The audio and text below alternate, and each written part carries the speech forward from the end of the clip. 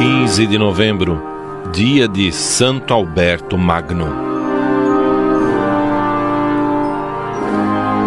No século III, com o florescer das comunas, em oposição aos grandes impérios que dominavam a Europa, firmaram seus valores sociais da liberdade, cultura e comércio.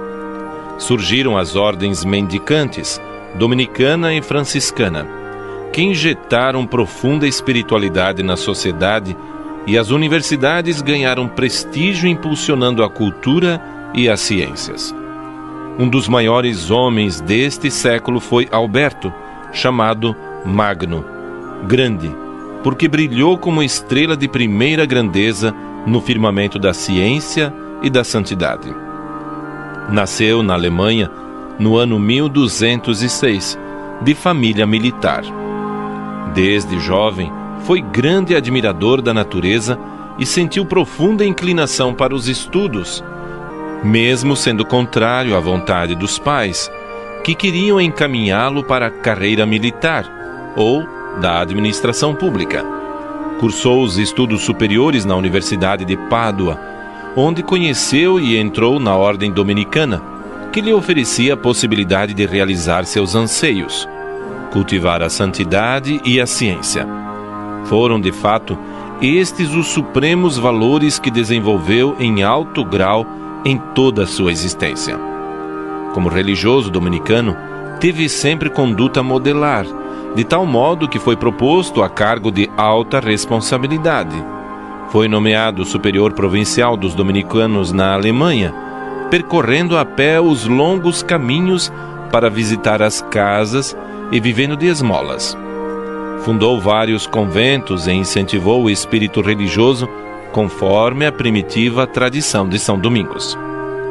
O Papa Alexandre IV lhe confiou delicadas missões que procurou executar com sábia prudência. Em 1260, nomeou o bispo de Ratisbona, no momento em que aquela diocese estava em situação crítica. Em pouco tempo, a levantou do precário estado material e espiritual em que se achava, trabalhando sempre como bom pastor pela disciplina eclesiástica e reforma dos bons costumes. Passados 3 anos, pediu ao Papa para ser exonerado, a fim de continuar sua vocação de mestre nas ciências. De fato, Alberto se distinguiu sobretudo como homem de ciência.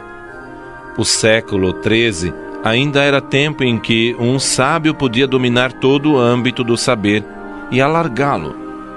Por isso, ele foi um cérebro enciclopédico. Sua originalidade está em ter cultivado de maneira eminente as ciências naturais, junto com a filosofia e a teologia, consideradas rainhas do conhecimento humano. Foi físico, químico, montou laboratórios experimentais, foi pesquisador e observador constante da natureza. Dissertava com a maior competência sobre astronomia, física, meteorologia, mecânica, arquitetura, mineralogia, zoologia e botânica. Escreveu livros sobre artes práticas, da tecelagem, da navegação, da agricultura e ainda mais. Suas obras escritas nestas variedades de ciências encheram 22 volumes.